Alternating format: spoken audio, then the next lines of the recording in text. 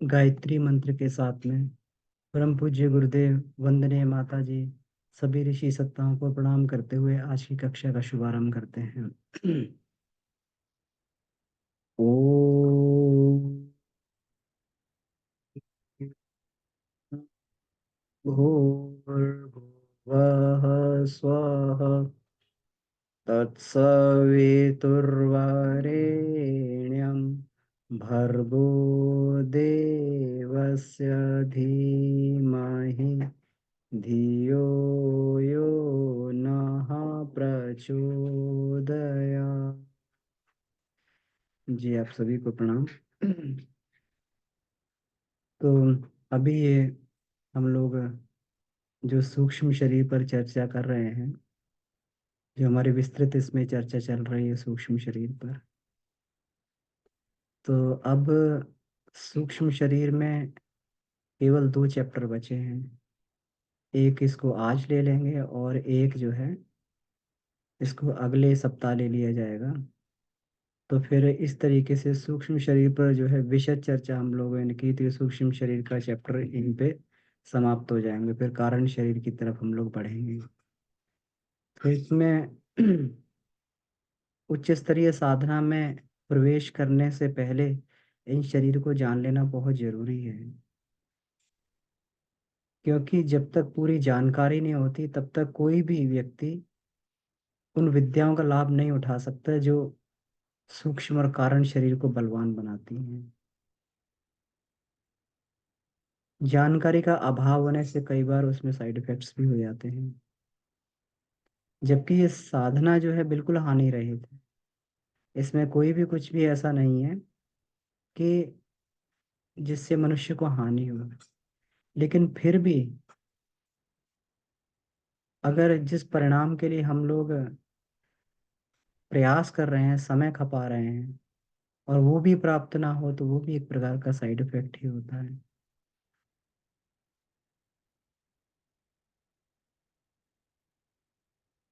बिल्कुल बेसिक चीज़ों में हम लोगों से गलतियां होती हैं, तब भी साइड इफेक्ट्स हो जाते हैं।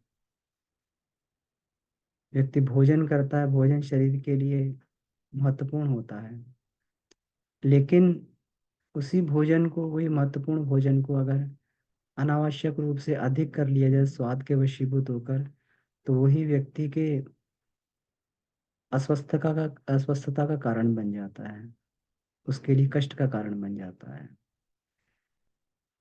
तो ये तो एक बड़ी सामान्य सी बात है। तो जब साधना के विषय में जब बात आती है, तो फिर उसमें इसका ध्यान रखना बहुत जरूरी है। आज का चैप्टर जो है सूक्ष्म शरीर के उत्कर्ष की पृष्ठभूमि। सूक्ष्म शरीर को हमें बलवान बनाना है, उसकी क्षमताओं को जागृत करना है। तो उसके लिए बेसिक नीड्स क्या होने चाहिए, हमें प्राइम उसके लिए पहले की तैयारी क्या करनी, कितना हमारा स्तर होना चाहिए कि उसके बाद में अगर हम वो करें तो उसका संपूर्ण लाभ हमें मिलता हुआ चला जाए। और ये बहुत आवश्यक बात है। इसमें साधक अक्सर गलतियां कर जाते हैं, और गलतियां कर जाते हैं तो उन्हें फिर जो है पीछे लौटना पड़ता है, देखना पड़ता है कि हम कहाँ पर मिस्टेक कर गए। यात्रा में आगे तो बढ़ गए, आगे कोशों में बढ़ गए, लेकिन जब तक जो है वो पीछे की गड़बड़ियों को ना सुधारा जाए, तो बार बार साधक को वापस पीछे लौट लौट के आना पड़ता है। तो आज का विषय इसी में है, बहुत ही महत्वपूर्ण विषय है आज का। इसमें जो है बहुत ही गूढ़ और गहन सूत्र इसमें मिले, जिससे जो है साधक कहाँ पर जो है गड़बड़ियां कर जाता है। हमारा सूक्ष्म शरीर है क्या? ये सूक्ष्म शरीर है, हमारी चेतना क्षेत्र है, उसका विचार तंत्र है। अब चेतना जो है हर स्तर पे काम करती है। चेतना शरीर के स्तर पे भी काम करती है, शरीर को चला रही है, शरीर जागृत अवस्था में है, भोजन पच रहा है, हमें जो है उसमें स्वादों का अनुभव हो रहा है, इंद्रियां अपना काम कर रही हैं। इंद्रिय चेतना से हम लोग अलग अलग रसों की अनुभूति, अलग अलग परिस्थिति की अनुभूति कर रहे हैं। शरीर स्तर पे भी चेतना काम करती है, चेतना मानसिक स्तर पे भी काम करती है। जो हमारा पूरा का पूरा विचार तंत्र जो चलता है, ये सब जो है, ये चेतना के कारण ही चलता है। इसको मस्तिष्क की चेतना बोलते हैं। और यही सूक्ष्म शरीर का,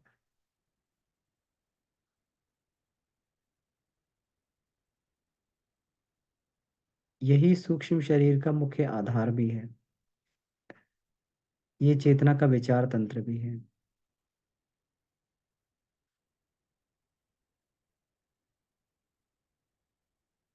और जब इसे अगर क्रियाशील बना लिया जाए, तो इस स्थूल शरीर से कहीं यह अधिक बढ़कर लाभ देने लगता है।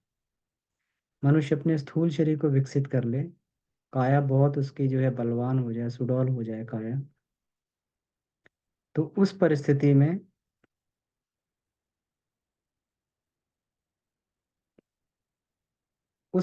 में क्या होगा कि काया से जो है अधिक से अधिक काम लिया जा सकता है। मनुष्य श्रम कर लेगा, अधिक परिश्रम कर लेगा, लेकिन उसकी उपयोगिता कितनी है? मजदूर की काया बड़ी सुडौल होती है, लेकिन क्या करता है, केवल शरीर के माध्यम से वो बहुत एक सीमा में ही कमा पाता है, केवल शरीर का प्रयोग करता है। लेकिन अगर मानसिक दक्षता को विकसित कर लिया जाए, तब मानसिक स्तर की शिक्षा, समझदारी, सुव्यवस्था, शालीनता को अगर विकसित कर लिया जाए, तो इस आधार पर जो है मनुष्य का मूल्य बहुत अधिक बढ़ जाता है। भले ही जो है वह मनस्वी व्यक्ति जो है अपनी काया से इतना अधिक बलवान नहीं है, लेकिन फिर भी जो है उसको समाज में, समुदाय में उसको वरिष्ठ बोला जाता है, वरिष्ठता उपलब्ध करते हैं, सम्मान भी पाता है। और लोग सम्मान पाने के लिए क्या क्या करते रहते हैं? संपन्नता। लोग संपन्न हो जाते हैं, संपन्न होने के लिए अपना जो है, संपन्न होने के बाद में अहंकार प्रदर्शन करते हैं कि हमें वरिष्ठता प्राप्त हो समाज में, हमें लोग बड़ा बोले, बड़ा आदमी बोले। तो बड़ा आदमी बोले तो बड़े आदमी के लिए जो है पूरा अपनी पूरी संपन्नता को व्यक्ति उसी में झोंक देता है। चाहे बहुत बड़ा घर खरीदना पड़े, चाहे बहुत बड़ी गाड़ी खरीदनी पड़े, बहुत बड़ा प्रदर्शन उसको करना पड़े, किसी भी माध्यम से, संसाधनों के माध्यम से। उद्देश्य क्या था? कि अपनी वरिष्ठता को सिद्ध करना। लेकिन जो मनस्वी व्यक्ति होते हैं, वो अपने चिंतन, चरित्र, व्यवहार में परिवर्तन करके जो है वरिष्ठता भी प्राप्त करते हैं, सम्मान भी, उनको सहयोग भी मिलता है, और सारे के सारे जो है उसमें उनका ये करते हैं।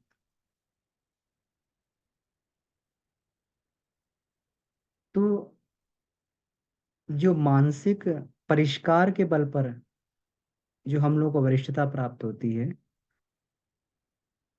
वो तृप्ति, तुष्टि और शांति प्रदायक होती है। क्योंकि मनुष्य का स्वभाव है, मनुष्य मन का गुण है कि अपने आप को जो है समाज में बड़ा सिद्ध करे, वरिष्ठ बने, कि समाज के लोग मुझे जाने।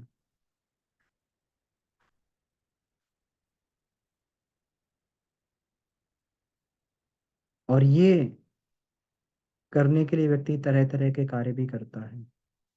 लेकिन समाज में वरिष्ठता भी बढ़े, तृप्ति, तुष्टि और शांति भी मिले, इसके लिए अपने मन को आदर्शों की शालीनता से भरना पड़ता है, आदर्शवादी बनाना पड़ता है। आदर्शवादी व्यक्तित्व अगर उसका बनता है, व्यक्ति के अंतःकरण में जो शालीनता आती है उस समय, वह उसको शांतिदायक भी होती है और उसको आगे बढ़ाने वाली भी होती है। तो हमें अपने चिंतन तंत्र को इतना सुसंस्कृत बनाना चाहिए कि कोई भी समस्याओं का हल, कोई भी आवश्यकताएं हैं, तो उसका सरंजाम जुटाने के लिए एक उन्मुक्त दृष्टिकोण हमारा रहना चाहिए। तो सूक्ष्म शरीर के मनन संस्थान को इसी प्रकार से समुन्नत रखा जा सकता है। किसी भी स्थिति में उद्विग्नता मन में नहीं आनी चाहिए। ये सूक्ष्म शरीर के लिए बहुत घातक होती है। व्यक्ति जब साधना के लिए आगे बढ़ता है तो उसे केवल ये नहीं मान लेना चाहिए कि क्रिया योग ही साधना है। व्यवहारिक जीवन भी एक साधना होता है।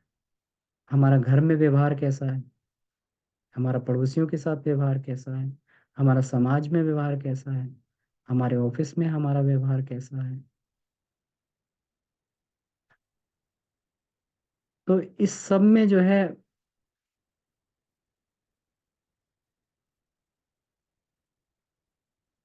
मन को इतना उपयुक्त बनाना पड़ता है,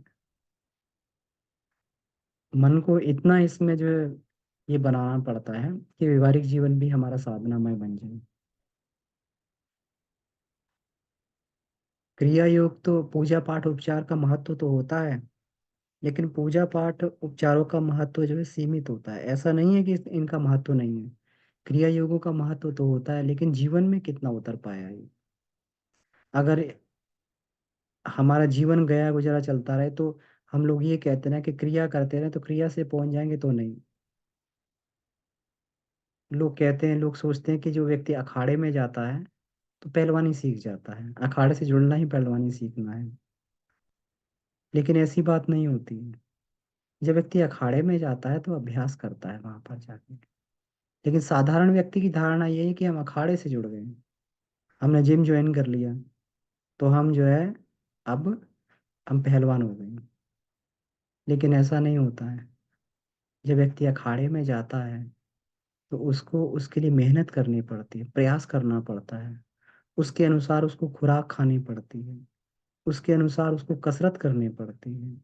अंग थक जाते हैं तो उन अंगों की मालिश करनी पड़ती है। ब्रह्मचर्य पूर्वक उसको रहना पड़ता है। कितने ही उसको इस तरीके से उसको जीवन की साधना करनी पड़ती है कि शरीर में मजबूती आए।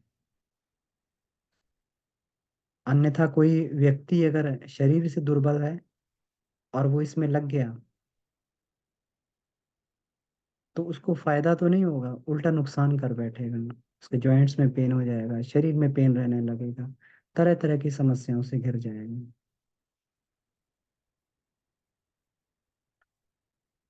तो साधनाओं के संबंध में भी ऐसा ही सोचा जाता है।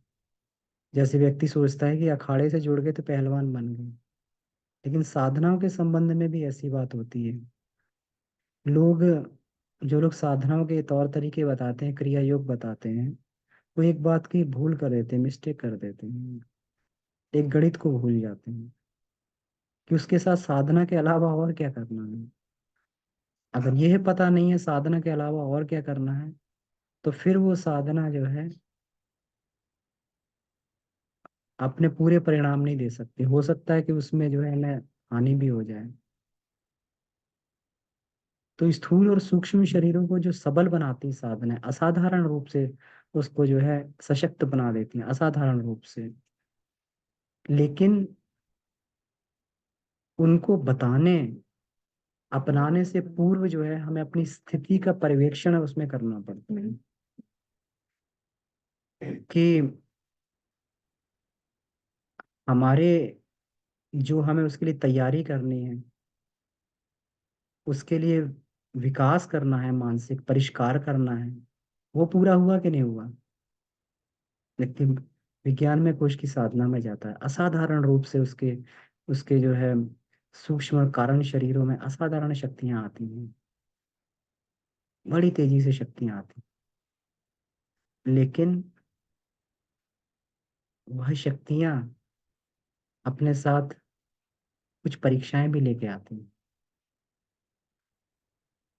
ग्रंथि भेदन की साधना व्यक्ति करता है, सत रज तम को तोड़ने ग्रंथि में, कितनी बड़ी साधना है। हमारी सतोगुणी रजोगुणी तमोगुणी ग्रंथियां अगर भेदन हो जाए तो बस जीवन मुक्ति हो गई। और तीनों ही विशिष्ट संपदाओं पे सत रज और तम के ऊपर जिसका आधिपत्य स्थापित हो गया, उसका मतलब उसने प्रकृति को वश में कर लिया, क्योंकि प्रकृति ही सतरजतम है। कितनी बड़ी ये साधना है। सुनने में तो छोटा लगता है, ग्रंथि भेदन हो गया, ग्रंथि भेदन हो गया, लेकिन ये एक बहुत बड़ी साधना है। और इससे असाधारण रूप से व्यक्ति के अंदर शक्ति आती है, असाधारण रूप से। लेकिन उस समय हमें ध्यान भी रखना होता है। व्यक्ति साधना करता है, ग्रंथियों का भेदन करता है, तमोगुणी ग्रंथि का भेदन कर रहा है। तो जो सिस्टम बना हुआ है, जो ग्रंथि बनी हुई है, ग्रंथि का मतलब क्या है? ग्रंथि का मतलब है कि जो वास्तविकता नहीं है, उसी कार्य को हम कर रहे हैं, यही ग्रंथि है। जिस कार्य को नहीं करना चाहिए, उस कार्य को हम लोग कर रहे हैं, उसी को गांठ बोलते हैं। जब तक व्यक्ति शक्ति का दुरुपयोग कर रहा है, तो उसका मतलब तमोगुण, उसकी तमोगुणी ग्रंथि बनी हुई है, शक्ति का दुरुपयोग कर रहा है।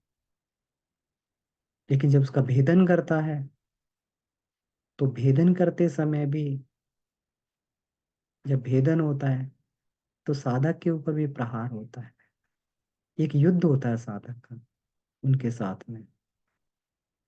जो चीजें अंदर इस तरीके से बनाई हुई हैं, जो शक्तियां हैं, जब देवता लोग राक्षसों पे आक्रमण करेंगे, तो ऐसा नहीं राक्षस लोग चुपचाप से भाग जाएंगे, वो भी पलट कर आक्रमण करेंगे। वो राक्षस लोग और शक्तिशाली होते हैं।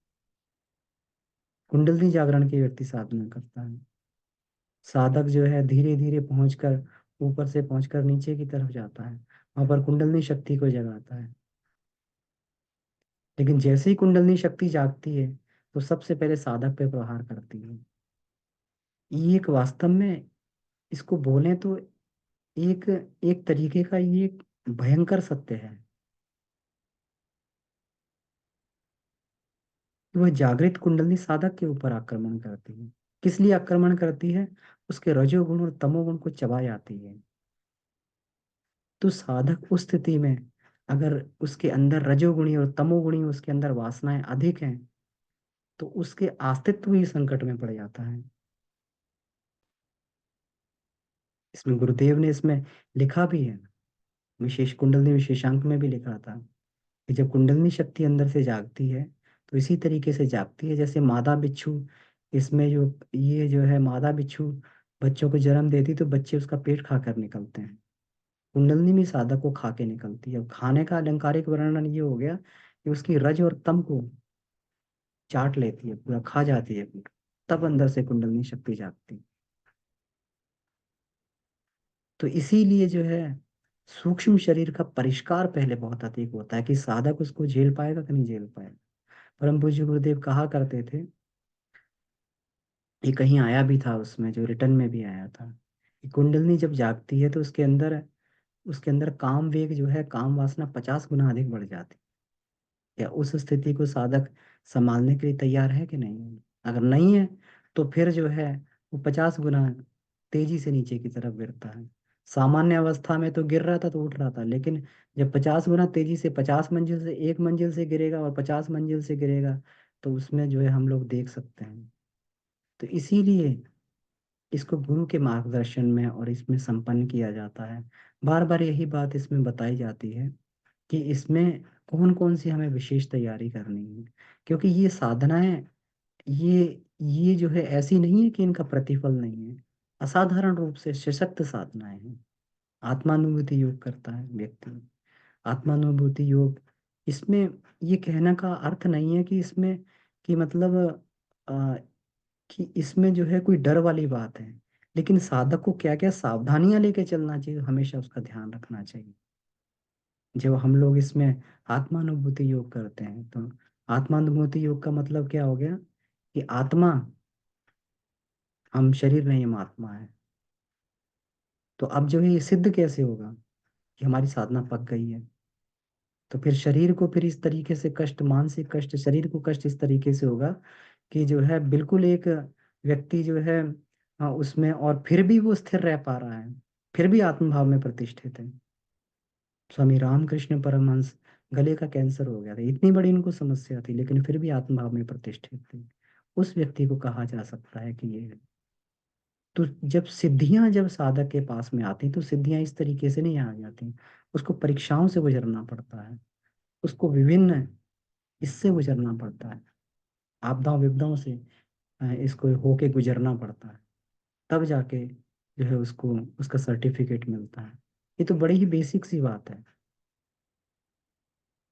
विद्यार्थी को भी जब अगली क्लास में जाता तो सर्टिफिकेट ऐसे नहीं मिलता, पूरा साल पढ़ाई करता है, लेकिन फिर उसको परीक्षा से गुजरना पड़ता है। और परीक्षा में जो है फिर वहां पे कोई नहीं होता है, केवल वही व्यक्ति होता है, केवल विद्यार्थी होता है, कोई भी नहीं होता वहां। अभी तो साल भर थे तो कुछ भी था तो टीचर से पूछ लिया जाता था कि ये नहीं आ रहा है इसको बताओ, ये नहीं आ रहा है ये बताओ। लेकिन जब स्थिति ये वाली बनती है साधक के साथ में, कि परीक्षा वाली बात है, विद्यार्थी को परीक्षा देनी पड़ती तो वो अकेले ही बैठा रहता है, किसी से पूछ भी नहीं सकता है, और उसको अकेले ही उस स्थिति से गुजरना पड़ता है। तो कष्टकारी तो होता है उसके लिए, लेकिन तभी उसको आगे बढ़ने का सर्टिफिकेट भी मिलता है कि आपने ये क्लास पास कर ली। तो उच्च स्तरीय साधनाओं में भी यही होता है। व्यक्ति जब आगे बढ़ता है तो उसमें जो है फिर उसको परीक्षाओं से गुजरना पड़ता है, उसको उसको जो है उसके आघातों से गुजरना पड़ता है।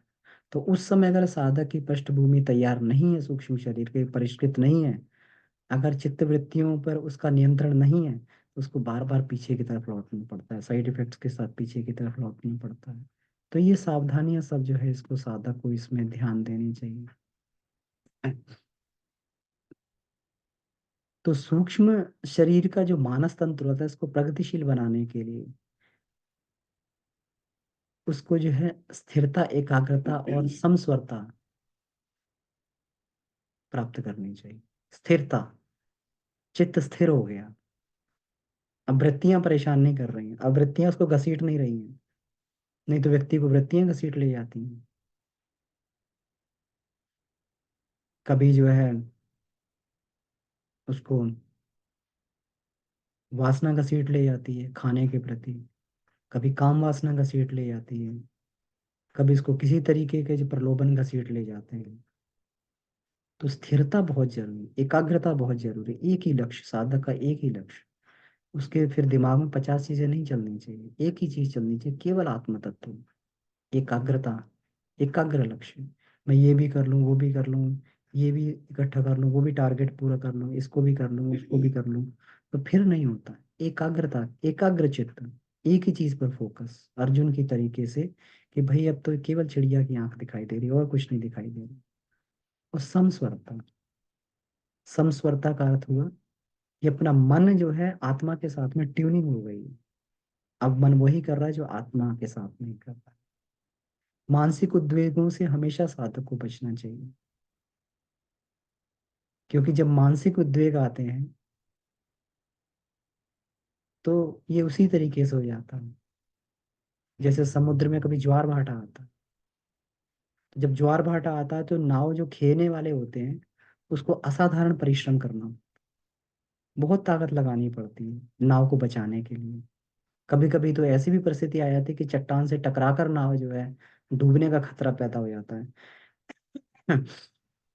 उस समय जो है, उस समय जो असाधारण उसको जो है वेग लगाना पड़ता है। तो यही स्थिति जो है ये साधक की होती है। मानसिक उद्वेग अगर रहेंगे, अगर मनस्थिति उफनती हुई रहेगी, तो साधक को जो है साधना तो दूर, वो जो है अपने जीवन की सामान्य समस्याओं का समाधान भी नहीं निकाल पाए, उसमें भी उसको दिक्कत आएगी। जब लोक व्यवहार में व्यक्ति जो इतना उद्विग्न रहेगा तो फिर साधना कैसे करेगा। इसलिए चित्त वृत्ति का निरोध, मनोनिग्रह किए बिना जो है ये साधना आ, कर पाना जो है संभव नहीं होता। बेसिक रिक्वायरमेंट है कि चित्त वृत्तियां निरुद्ध हो गई हैं। इसीलिए विज्ञान में कोश, आनंदमय कोश की साधना करने से पहले व्यक्ति को मनोमय कोश की साधना की जाती है, जिसमें वृत्तियां व्यक्ति के जो है उस समय अब पता लग जाता है कि अब जो वृत्तियां हमारी शांत हो गई, चित्त शांत हो गया है। अब हम आगे बढ़ेंगे तो हमें कोई भी जो है वृत्ति कहीं हमें डिगा नहीं सकती। तो उस समय साधक की प्रगति बहुत तेजी से होती है। उत्तेजना साधक के जीवन में ये पैदा करती है। उत्तेजित नहीं होना चाहिए। कभी परिस्थितियों से व्यक्ति उत्तेजित हो जाता है, कभी जो है किसी और व्यक्ति से उत्तेजित हो जाता है। साधक के लिए उत्तेजना बहुत घातक रहती है। जब व्यक्ति उत्तेजित होता है तो वो जो है फिर किसी चीज का सही से आकलन भी नहीं कर पाता, सही से कैलकुलेशन नहीं कर पाता। उत्तेजना साधक के लिए बहुत घातक होती है। बिल्कुल इसी तरीके से हो जाता है जैसे पतीले में दूध होता है और खौलने लगता है, और खौलने लगता है, खौल खौल के जो है फिर जो है ऊपर उस पर चूल्हे पे गिरने लगता है। चूल्हे पे गिरता है तो क्या होता है, चूल्हा भी बुझ जाता है, चूल्हा भी गंदा हो जाता है। पूरा का पूरा जो है फिर दूध भी जल के जो है उससे चिपक जाता है, पतीले की दीवारों से चिपक जाता है, और जितना था उससे भी कम रह जाता है। यही साधक की स्थिति है। जैसी उद्विग्नता उत्तेजना उसके शरीर में बढ़ती है, परिस्थितियां जैसे उसको ये उत्तेजना, कोई परिस्थिति उसके जीवन में उत्तेजना पैदा करती है, तो उस स्थिति में जो है साधक ये अम, ये इसमें हो जाता है। अब उसमें जरूरी नहीं है कि परिस्थितियां ही पैदा कर दें या कोई व्यक्ति ही पैदा कर दे। कभी कभी हमारी मनस्थिति भी इतनी दुर्बल होती है कि व्यक्ति सही सही आकलन नहीं कर पाता है और उत्तेजित हो जाता है। परिवार में जो है सदस्य रह रहे हैं या फिर जो है कहीं पर अपने समाज में है, तो व्यक्ति जो है उसको लगता है कि यह व्यक्ति मुझे जो है ये परिस्थितियां जो है मेरी शांति को भंग कर रहे हैं, ये कर रही हैं। और व्यक्ति आकलन भी गलत सलत उस समय लगाने लगता है, गलत व्यक्ति धारणाएं बनाने लगता है व्यक्तियों के बारे में। इससे उसकी उत्तेजना और बढ़ती हुई चली जाती है। छोटी सी बात के पीछे जो है व्यक्ति किसी दूसरे के बारे में ऐसी धारणाएं बना लेता है जो बिल्कुल वास्तविकता होती नहीं है।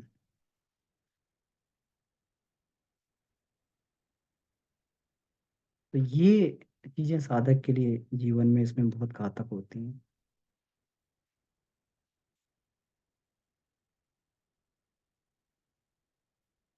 जो शरीर में मनोरोग होते हैं, मानसिक रोग होते हैं, कि शारीरिक रोगों से भी अनाथकारी बोलते हैं इसको, शारीरिक रोगों से भी जो है घातक होते हैं।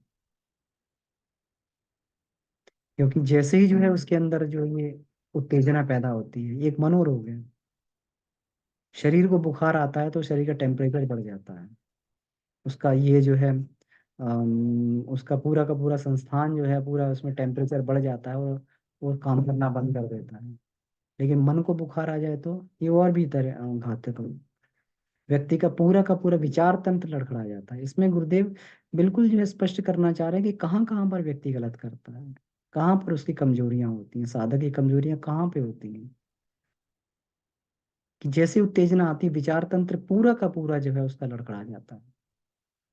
दूसरों में व्यक्ति दोष ढूंढने लगता है, दोषारोपण करने लगता है, उसको भविष्य जो है भयंकर दिखाई देने लगता है, अपना दुर्भाग्य दिखाई देता है।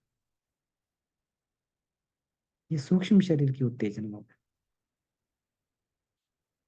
अब ऐसी, अगर ऐसी स्थिति आ जाती है तो फिर जो सूक्ष्म और कारण शरीर को जो प्रत्यक्ष और परोक्ष लाभ मिलने वाले थे, साधक की बात है, साधक बहुत अच्छा है, बढ़िया है, बढ़िया क्रिया योग कर रहा है। कभी कभी हम लोग कहते हैं कि हमारा क्रिया योग बहुत बढ़िया चल रहा है, बढ़िया से हम आसन कर रहे हैं, प्राणायाम कर रहे हैं, बंद लगा रहे हैं, मुद्राएं कर रहे हैं, ध्यान बढ़िया लग रहा है। लेकिन गलती कहाँ पे हो रही है, आगे क्यों नहीं बढ़ पा रहे?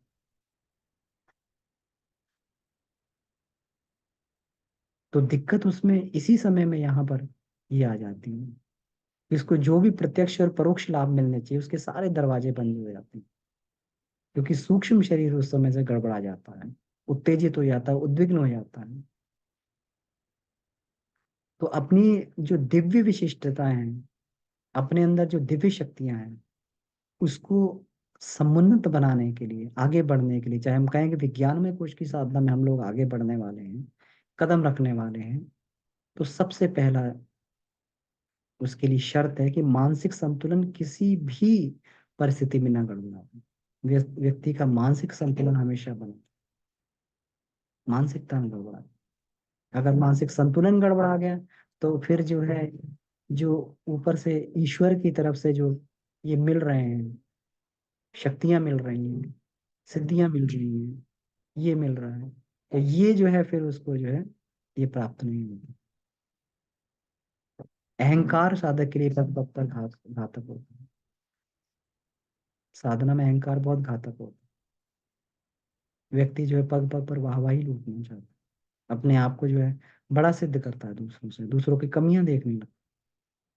मैं तो इतना कर रहा हूँ, मेरे पास तो इतना है, और इसके पास कुछ भी नहीं है, मैं तो इतना उच्च स्तर का हूँ, मैं तो ये कर लेता हूँ, मैं तो ये क्रिया योग कर लेता हूँ, ये तो कुछ भी नहीं कर पाता है। अहंकार ये साधक के लिए घातक रहता है। और जब ये विकृत स्थिति में पहुंचता है तो व्यक्ति जानबूझ के दूसरों को पिछड़ी हुई स्थिति में रखना चाहता है, क्योंकि अपने अहंकार को सिद्ध करना है। ये साधक के स्तर की बात तो नहीं है, सामान्य लोगों के स्तर की बात होती है कि व्यक्ति दूसरे को नीचा दिखा के व्यक्ति अपने आप को ऊपर उठाना चाहता है। लेकिन गुरुदेव इसमें कहते हैं, इसमें कई छल छद्म व्यक्ति को अपनाने पड़ते हैं। लेकिन अपने को जो है विनम्र, सज्जन और उदार बनाने के लिए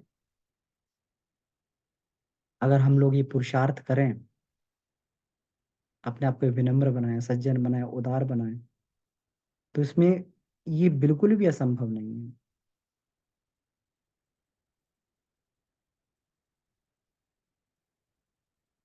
क्योंकि शरीर में जो लिप्सा होती है, तृष्णा होती है, विलासता होती है, एक ऐसी ललक होती है, हमेशा अपूर्ण रहती है। और महत्वाकांक्षी जो व्यक्ति होते हैं, उनको हमेशा उद्विग्न बनाए रहती है, असंतुष्ट बनाए रहती है, आवेशग्रस्त बनाए रहती है, उत्तेजित व्यक्ति रहता है।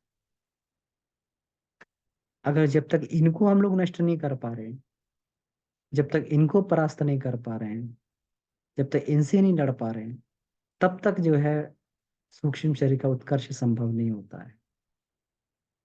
अपनी वासना, तृष्णा, अहंता, लिप्सा, भोग, विलासता, इस सब पर व्यक्ति को नियंत्रण स्थापित करना, अपने चित्त की वृत्तियों पर नियंत्रण स्थापित करना।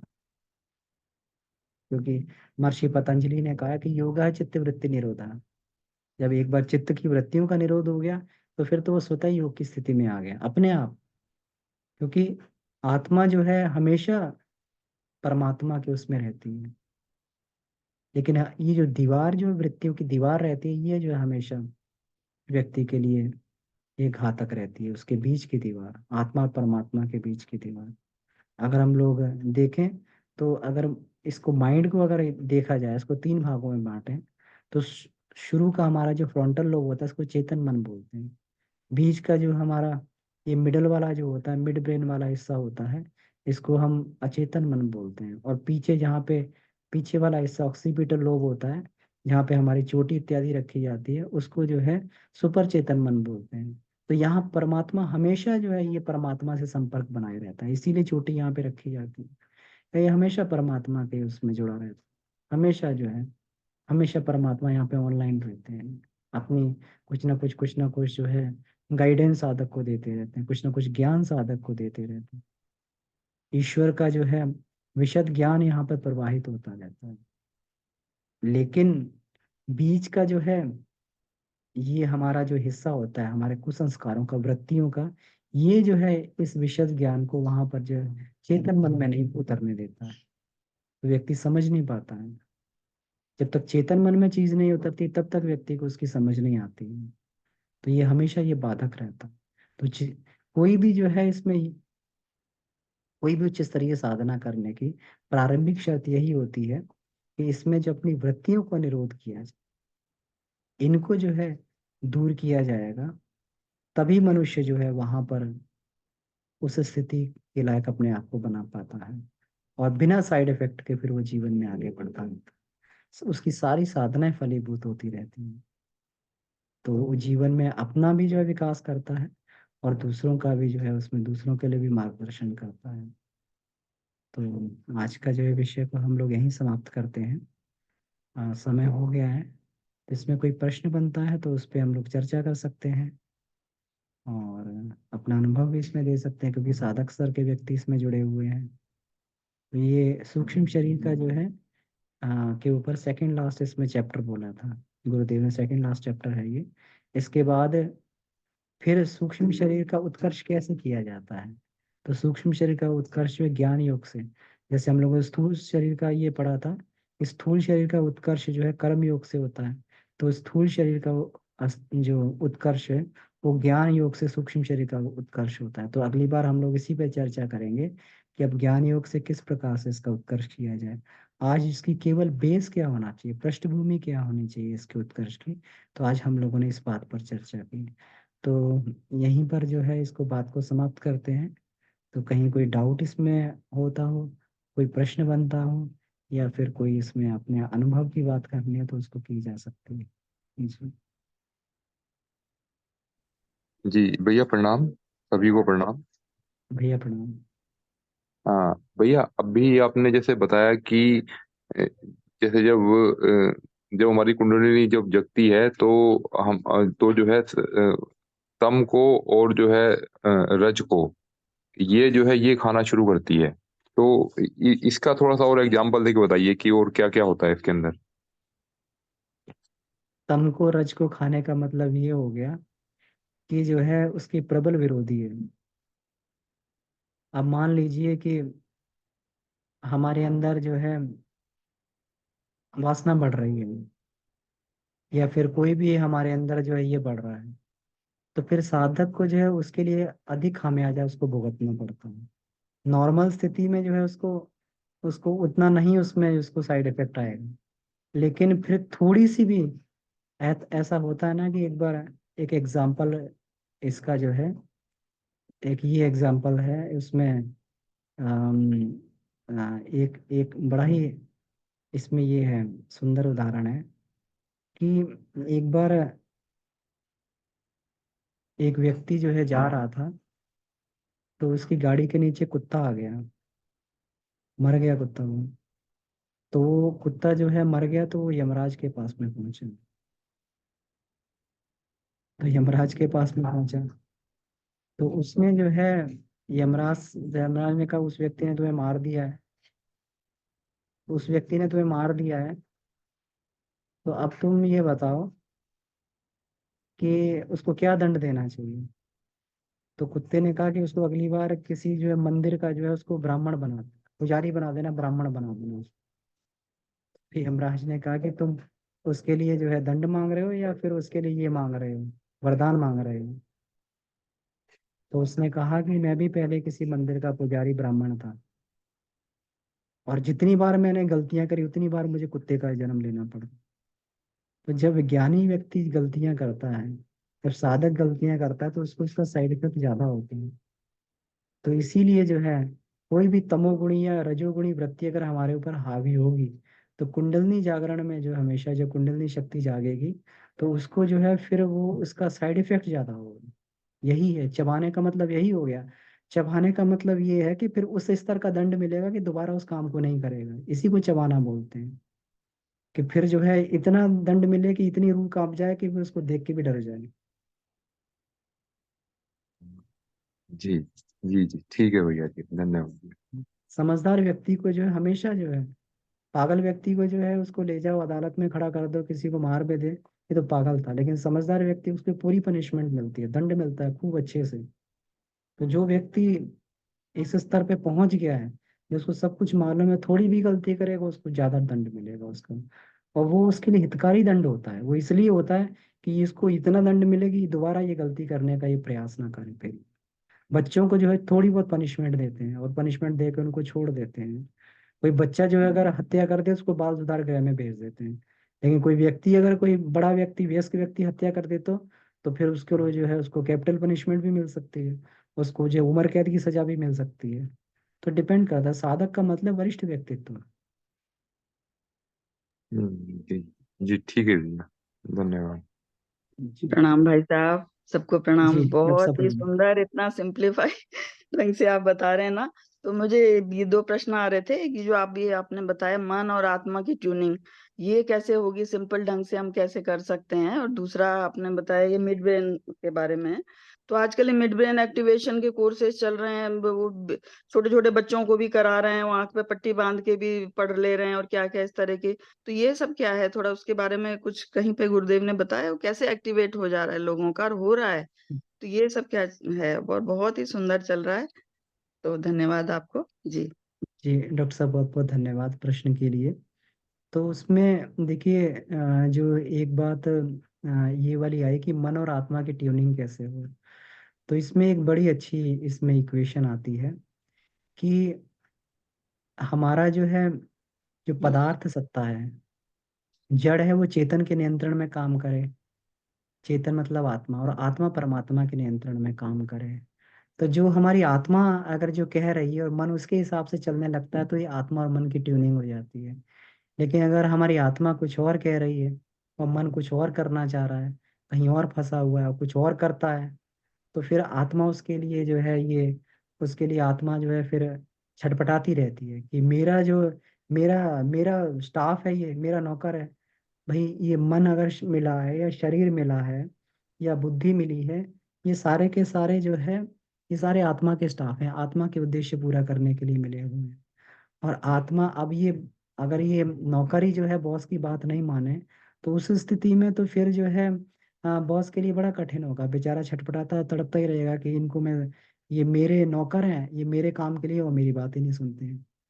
तो उस स्थिति में जो है फिर ये रहता है। लेकिन अगर आत्मा जो कह रही है उसके हिसाब से मन काम करे, उन्हीं वृत्तियों में वहीं पर रस ले जहाँ पर जो है आत्म कल्याण होने वाला है, उसको जो है स्वाध्याय में रस आने लगे, साधना में रस आने लगे, उसको सतोगुणी वृत्तियों में रस आने लगे, तब हमें सोचना चाहिए कि मन की आत्मा के साथ में ट्यूनिंग हो गई। क्योंकि रस, मन का स्वभाव रस लेना है, उसको रस लेना है, कहीं पे भी निकृष्टता में भी रस ले लेगा, और जो है उसमें भी रस ले लेगा, सत्प्रवृत्तियों में भी रस ले लेगा। तो उसको रस लेने की बात है। अगर मन को रस आने लगे आत्म कल्याण में, तो फिर जो है उसको ट्यूनिंग बोलना चाहिए कि ट्यूनिंग हो गई है। और दूसरी बात जो है मिड ब्रेन एक्टिवेशन की है, तो ये इसी को जो है सूक्ष्म शरीर की क्षमताएं बोला जाता है। इसको इसको जो है, जो अपन ये बोलते हैं, इसको बोला जाता है कि सूक्ष्म इंद्रियों का जागृत हो जाना। अब सूक्ष्म इंद्रियां जो है हमारी सारी सूक्ष्म शरीर में होती हैं। अब उसको जो है एक्टिवेट है, उसको ये बाहरी प्रयासों से भी उसको एक्टिवेट करने का प्रयास किया जाता है। बड़ा ही सिंपल है। नाद श्रवण की साधना जो है बड़ी सिंपल साधना है। अब उसको जो है उनको भी करवाया जाता है जो लोग ये कुंग फू की, और ये लोग ये होते हैं मार्शल आर्ट के, और ये सब ब्लैक बेल्ट होते हैं, उनको भी करवाया जाता है। उनकी आंखों में पट्टी बांध देते हैं और कानों पे उसको जो है वो लगा देते हैं। अब वो केवल कानों से, आंखों में पट्टी बांधी, अब केवल जो है कानों से अब उनको जो है वो सुनना है। तो हवा के वेग को भी जो है वो महसूस कर लेते हैं। अगर कोई उनके तरफ कोई आक्रमण कर रहा है तो उस चीज को भी महसूस करने लगते हैं, सूक्ष्म शरीर से महसूस करने लगते हैं। क्योंकि ये जो है ये हमेशा कॉस्मोस से जुड़ा रहता है। हमारा जो मिड ब्रेन है ये हमेशा कॉस्मोस से जुड़ा रहता है, भूचुंबकीय धाराओं के द्वारा, जिसको हम लोग जो है ह्यूमन फ्रीक्वेंसी बोलते हैं। एक प्रैक्टिकल गुरुदेव ने इसमें, इसी में मैं पढ़ रहा था, उसमें अखंड ज्योति में ही आया था, ये 1982 की अखंड ज्योति है शायद। तो उसमें उस उन्होंने कहा था गुरुदेव ने कि एक प्रयोग करके देखा गया कि कुछ 20 लोगों को लिया गया और 20 लोगों को आंख पर पट्टी बांध के छोड़ दिया गया। आंख पे पट्टी बांध के उनको करीब करीब 2-4 किलोमीटर दूर ले जाके छोड़ दिया गया, जिस जगह का उन्हें बोध नहीं था वहां पर छोड़ दिया गया। और उसमें से जो है 20 में से करीब करीब जो है 10 से 12 लोग उसमें से अपने सही उस पे पहुंच गए। किससे? केवल अपने जो है अंदाजा, हम जिसको अंदाज बोलते हैं, अंदाजा बोलते हैं, अंदाजा लगा रहे हैं। वास्तव में वो जो है हमारा सबकॉन्शियस माइंड उस कॉस्मोस से जाके वो बात करता है और सही उसका समाधान खोजने का प्रयास करता है। फिर दोबारा यही प्रैक्टिकल किया गया, यही एक्सपेरिमेंट दोबारा किया गया कि अब की बार जो है उनको ले जाया गया फिर, और दूसरे स्थान पे छोड़ा गया, सबके सिर पे एक चुंबक बांध दिया गया, चुंबक बांध दिया गया। और फिर जो है उसमें से एक भी व्यक्ति जो अपने सही गंतव्य पे नहीं पहुंचा। तो क्या हो गया कि जो भूचुंबकीय धाराओं से हमारा जो मस्तिष्क जुड़ा रहता है, जिसको हम अल्फा स्टेट बोलते हैं, जब अल्फा स्टेट होती है तो 8 to 13 साइकिल पर सेकेंड हमारी ये हो जाती है, माइंड की जो है ये वेव्स निकलती हैं, जो माइंड का जो है स्टेट रहती है। और जो भूचुंबकीय धाराएं होती हैं, जिसको हम लोग शूमन वेव्स बोलते हैं, या फिर ये बोलें कि जो प्रकृतिगत जो हमारा ज्ञान जहाँ पर रहता है, तो वो भी जो है 8 to 13 साइकिल पर सेकंड पर चलता है। तो मनुष्य अगर अपने आप को कॉन्सेंट्रेट कर ले, तो कॉन्सेंट्रेट करके जो है वो सारी की सारी चीजों को जो है, जो बाहरी इंद्रियां जो काम करती हैं वो अपने सूक्ष्म इंद्रियों से ही सारा काम करने लगता है। इसी को जो मिड ब्रेन एक्टिवेशन बोलते हैं, कि अपनी सूक्ष्म इंद्रियों को जगा लेना और उसकी कॉस्मो से ट्यूनिंग कर लेना। तो ये जब ट्यूनिंग होने लगती तो ये आसन, ये असंख्य शक्तियां उसके अंदर ये जागने लगती हैं। ये बिल्कुल विज्ञान सम्मत है, साइंटिफिक है, गुरुदेव ने भी बताया इसके बारे में। अपनी नाद की साधना होती है, नाद श्रवण की साधना, ये क्या है? ये मिड ब्रेन एक्टिवेशन है, कि वो ध्वनियां भी सुन लें जो 20 से 20 हजार के बाहर की ध्वनियां हैं। बहुत सुंदर भाई साहब, धन्यवाद। ये पर लेकिन ये मन आत्मा की आवाज सुने और लगातार सुने और उसको ध्यान रखे, तो इसके लिए क्या क्या जनरल लोगों को करना चाहिए? थोड़ा ये भी, इस पे भी बताएंगे। बहुत सुंदर टॉपिक है। जी जी जी। तो उसमें ये रहता है कि मन जो है शुरू में जब तक अपना आंतरिक परिष्कार नहीं होता, तब तक जो है आत्मा की आवाज, मन बहुत शोर पैदा करता है, आत्मा की आवाज नहीं सुन पाता है। तो उस स्थिति में हमें फिर स्वाध्याय करना चाहिए। अपने जो है गुरुदेव ने जो रास्ते बताए हैं, या फिर जो आप्त वचन है, अपना उपनिषद है, वेद है, इन सबको पढ़ना चाहिए कि वास्तव में जो मनुष्य के लिए क्या लिखा हुआ है। आत्मज्ञान की तरफ व्यक्ति को उसमें ये बढ़ना चाहिए। तो आत्मज्ञान होने से पता लगेगा कि हमें जो है, जब इसको पढ़ेंगे तब उस स्थिति में पता लगेगा कि हमारे आत्मा के अनुकूल हमें क्या करना है। फिर धीरे धीरे जब परिष्कार होता है तो उस स्थिति में फिर जो है इतना परिष्कार हो जाता है कि आत्मा स्वयं फिर गाइडेंस करने लगती है कि अभी ऐसा करना है, ऐसा करना है, ऐसा करना है। तो फिर वो जो है अपने आप मन की आवाज को सुनने लगता है। और ट्यूनिंग के लिए तो व्यक्ति को उसमें अभ्यास करना पड़ता है, मन का अभ्यास करना पड़ता है, उसको अभ्यस्त बनाना पड़ता है कि उसकी बात को माने। जिस प्रकार से बच्चे को अभ्यस्त बनाना पड़ता है कि भाई पेरेंट्स की बात माने, टीचर्स की बात माने। अपना जो है सर्वेंट्स को, नौकरों को जब वो ट्रेनिंग दी जाती है, आर्मी में ट्रेनिंग दी जाती है कि भाई आपको लॉ एंड ऑर्डर कैसे, उसको जो ऊपर से ऑर्डर आ रहा है कैसे फॉलो करना सिखाया जाता है, ट्रेनिंग दी जाती है। तो मन को भी इसी प्रकार अभ्यस्त बनाया जाता है कि फिर वो बात को सुने।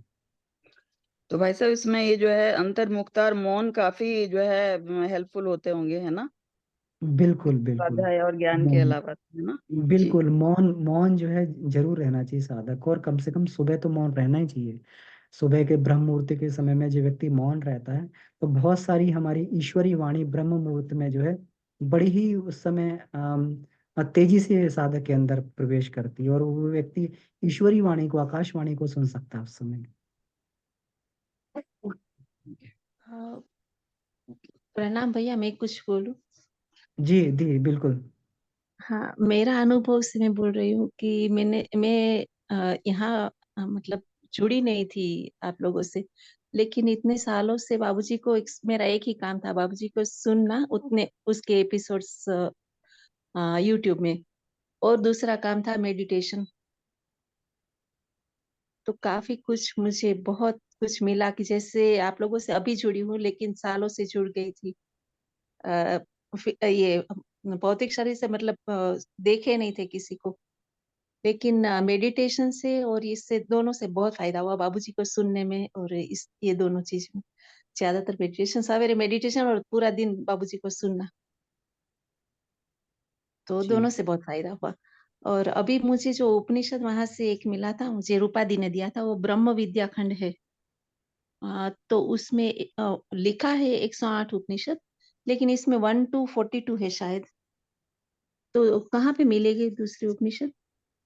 उसमें 3 खंड है ना उपनिषद के, ब्रह्म विद्या खंड है, ज्ञान खंड है, साधना खंड है। तो आप अच्छा, बाकी खंड भी उसको, ज्ञान खंड और साधना खंड भी ले लीजिए उसमें। कहाँ पे मिलेगी? ये ये तो मुझे अपना रूपा दी ने दिया है। अगर आसपास में कोई शक्तिपीठ है तो वहां से, नहीं तो ऑनलाइन ऑर्डर करके भी मंगा सकते हैं हम। अच्छा, ऑनलाइन मिल एडब्ल्यू जाएगा। जी AWGP स्टोर जो अपना ये है, तो AWGP स्टोर की वेबसाइट पे जाके आप वहां पर आप एक ऑनलाइन बार ऑर्डर कर सकते हैं। मैं मैसेज में बता एक बार दूंगा डाल उसमें। देना। जी जी और मैं बता दूंगा, और उसमें ग्रुप में कौन पोस्ट सा कर। पढ़ना, मतलब ये ब्रह्म विद्या खंड है, तो उसके हाँ तो दूसरे भी है उसमें उपनिषद उसी में? उसमें देखिए जैसे पहले तो 10 प्रमुख उपनिषद पढ़ने का प्रयास करना चाहिए, है ना। तो हाँ उसमें जो जी। है आपका ईशावास्य, ईश केन कठ, है ना। हाँ उसमें जी। ईशावास्य उपनिषद है। आपका जो है ईश केनोपनिषद है, कठोपनिषद है, प्रश्नोपनिषद है, मुंडकोपनिषद है, मांडुक्य उपनिषद है, और उसमें आपका ऐतरेय उपनिषद है, और उसमें आपका छांदोग्य उपनिषद है, और उसमें जो है बृहदारण्यक उपनिषद है। तो प्रमुख 10 उपनिषद जो है तो कम से कम ये पढ़ने चाहिए। प्रमुख, इसमें प्रमुख उपनिषद बोला गया 10 उपनिषद। फिर जी बाद जी। में जो है, फिर उसके बाद में उसको ये पढ़ते रहना चाहिए आगे का। मुझे एक्चुअली उपनिषद क्या है वो भी नहीं पता था, खाली बाबूजी जो बोलते थे वो सुनती थी। लेकिन ये ब्रह्म विद्या खंड डायरेक्ट चालू किया, लेकिन बहुत अच्छा लगा। मतलब 4 5 6 बार कब से पढ़ रही हूँ, उसी को पढ़ रही हूँ। तो बिल्कुल सोच रही थी कि और क्या पढ़ना चाहिए, और मुझे वो भी लिस्ट आप भेज देना कि कौन सी बुक मुझे आगे अभी लेनी चाहिए। जी। तो इसमें ऐसा है कि उपनिषद जो है ये वेद का ही भाग है। वेद के 4 भाग होते हैं। जी वेद को जो है जो वेद व्यास थे उन्होंने 4 भागों में बांट दिया, क्योंकि पहले वेद कंबाइंड था पूरा। और वेद में हर तरीके का ज्ञान है, उसमें पदार्थ का भी ज्ञान है, उसमें जो है वो भी ज्ञान है। तो वेद के जो 4 भाग होते हैं, संहिता होता है, आरण्यक होता है, ब्राह्मण होता है और उपनिषद होता है। तो अब जो है संहिता, आपको संहिता के रूप में वेद मिल जाएंगे सारे, अपने इसमें शांति कुंज में वेद मिलते हैं। और उपनिषद पाठ को जो है महर्षि वेदव्यास ने अलग कर दिया। उपनिषद पाठ जो है प्योर आत्मविद्या और इसी पर होते हैं, आत्मविद्या पर आधारित होते हैं। प्योर आत्मिकी की विद्या होती है। तो वो जो जी। है वो भी वेद का पाठ है जो है। फिर उसमें ब्राह्मण और आरण्यक भी आते हैं उसमें। तो उसमें जो ब्राह्मण और आरण्यक के बहुत सारे इसी में मिल जाते हैं हम लोगों को। तो बाबूजी उपनिषद होमवर्क दिया आप है पढ़िए। उपनिषद पढ़ने का। उपनिषद पढ़िए, क्योंकि उपनिषद जो है जिनको आत्मिकी में जो है आगे बढ़ना है, खूब गहन जिनको अध्ययन करना है, आगे बढ़ना है, तो उनको उपनिषद का स्वाध्याय करना चाहिए। वही बाबूजी का होमवर्क है, तो तब से ये तो पढ़ रही थी। अभी काफी टाइम पढ़ लिया, तो सोच रही थी कि इसमें 108 होना चाहिए ना एक्चुअली। वो 108 आपको एक में नहीं मिलेंगे, वो 3 खंड में अच्छा। डिवाइडेड है। अच्छा, 3 एक खंड ब्रह्म ना, तो विद्या खंड पहला है, और दूसरा हाँ। मुझे लेना है। आपको ब्रह्म विद्या खंड आपके पास है, ज्ञान खंड और साधना खंड और लेना है आपको। जी जी। तो अच्छा अच्छा। तो जी, मुझे वो लिंक भेजना आप, मैं मैं ऑनलाइन। भेज दूंगा। यहाँ पे अभी बेंगलोर में शक्तिपीठ है क्या? बेंगलोर में है शक्तिपीठ, कहाँ आपको वहां पे? से मिल जाएंगे। मैं आपको अच्छा बेंगलोर ठीक। के शक्तिपीठ का एड्रेस भेज दूंगा। ठीक है ठीक है, फिर वो यहाँ आसान पर रहेगा। बिल्कुल बिल्कुल। जी। रूपा दी बोल रहे थे मेरे को कि मैं आपको भेज रही हूँ, लेकिन उसको भी होना चाहिए ना उसके पास भी, जी। इसलिए मैं सोच रही थी मैं खुद ही ले बेंगलोर लूँ। में आपका जो सिल्क बोर्ड से हम लोग आगे जाते हैं, तो सिल्क बोर्ड से आगे चल के जो है करीब करीब सिल्क बोर्ड से 5 या 6 किलोमीटर दूर पड़ता है अच्छा, शक्तिपीठ जो है। तो हाँ, जी। मतलब वहां से वो डंसो करवा सकते हैं ना, शायद। हाँ, ऑर्डर नहीं, वहाँ पे जाना पड़ेगा आपको। अच्छा, जाना पड़ेगा। हम्म।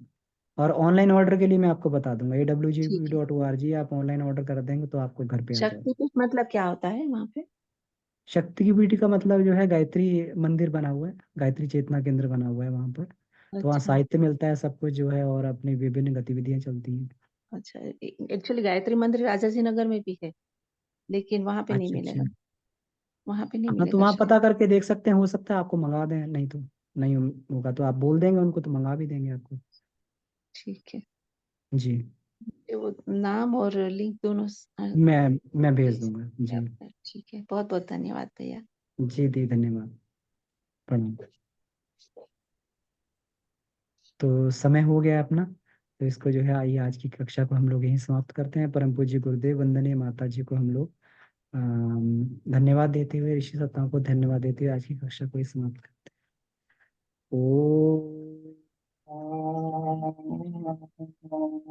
शांति शांति शांति। समाप्त। सभी को प्रणाम। सभी को प्रणाम। सभी को राम राम। जी सभी को प्रणाम। भैया, राम राम। हरि ओम।